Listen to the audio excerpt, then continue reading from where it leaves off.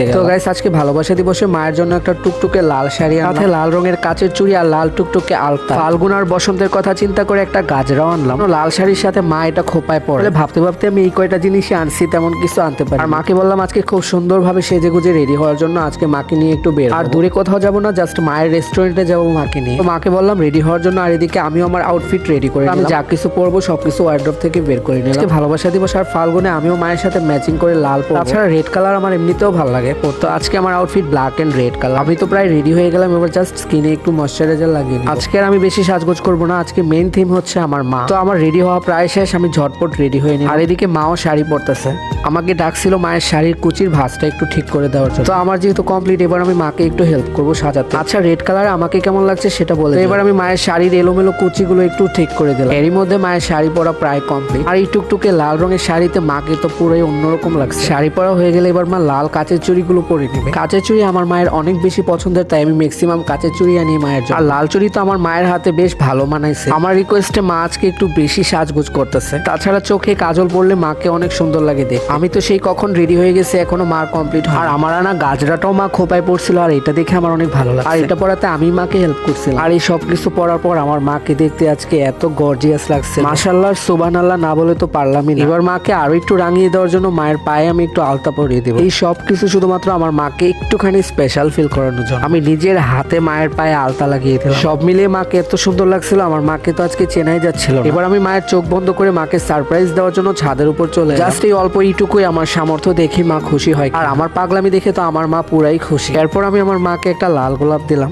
আজকে সারাটা দিন মাকে অনেক অনেক গিফট করব। পুরাটা সময় আমি আজকে মায়ের সাথে কাটাবো, অনেক অনেক আনন্দ করব, খাওয়া দাওয়া। এখন আমরা বাসা থেকে বেরিয়ে সোজা মায়ের রেস্টুরেন্টে যাবো। দূরে কোথাও যাবো না, তাই ভাবলাম মায়ের রেস্টুরেন্টেই খাওয়া দাওয়া। যাবার পথে ভাবলাম একটু আইসক্রিম খাই। আর কোন আইসক্রিম আমার মায়ের অনেক পছন্দ। যেহেতু গরম চলে আসছে, ভাবলাম দুইজন মিলে আইসক্রিম খাই। আর এই লাল ড্রেস পরে বাইরে আইসক্রিম খেতে তো আমাদের দুজনের অনেক অনেক ভালো লাগে। এবার মা ছেলে দুজন মিলে আমার মায়ের রেস্টুরেন্টে চলে এলাম। এই হলো আমার মায়ের সেই ছোট্ট বাসার কাঠের তৈরি রেস্টুরেন্ট। এটা আমি আগের ভিডিওতে তোমাদেরকে দেখাইছিলাম, আর এটা হিউজ ভাইরাল ছিল। তো আজকে আমরা মায়ের রেস্টুরেন্টেই খাওয়া দাওয়া করবো, যদিও বিলটা আমি পেমেন্ট করবো। আর এটা আমি মাকে কন্ডিশন দিয়ে আনছি আগেই, বাট আমরা যেহেতু দুপুরে খাওয়া দাওয়া করে ফেলছি, তাই তেমন খাবার নেইনি, জাস্ট একটু হালকা পাতলা খাবার। আমার মায়ের ফুচকা অনেক পছন্দ, তাই এরকম টক ঝাল ফুচকা খাইয়ে দিলাম মা। এদিকে আমি আমার প্রিয় চাউমিন নিলাম, আর নিলাম একটা ফ্রাইড রাইস। তোমরা অনেকেই আগের ভিডিওতে আমার মায়ের রেস্টুরেন্টের অ্যাড্রেস জানতে চাইছো। আমি অ্যাড্রেস দেইনি একটাই কারণ, তোমরা হয়তো অনেক দূর থেকে মাকে আর আমাকে দেখতে আসবে। এখন আর আমার মা তেমন টাইম দিতে পারে না রেস্টুরেন্টে, হয়তো আসলে তোমরা আমাদের পাবে না। তাই চাই না তোমরা এত দূর দূরান্ত থেকে এসে কষ্ট পাও। মা আর আমি মিলে খুব মজা করে খাচ্ছিলাম, আর মাকে নিজের হাতে খাইয়ে দিচ্ছি। তাছাড়া আজকে মায়ের জন্য আরো কিছু স্পেশাল গিফট আছে, তাই মাকে বললাম তাড়াতাড়ি খাওয়ার জন্য, একটু পরে মাকে সেই গিফট গুলো দেখতে হবে। বাসায় এসে আমি এখন মাকে সেই গিফট গুলো দিব যেগুলো আমি মায়ের জন্য আনছি।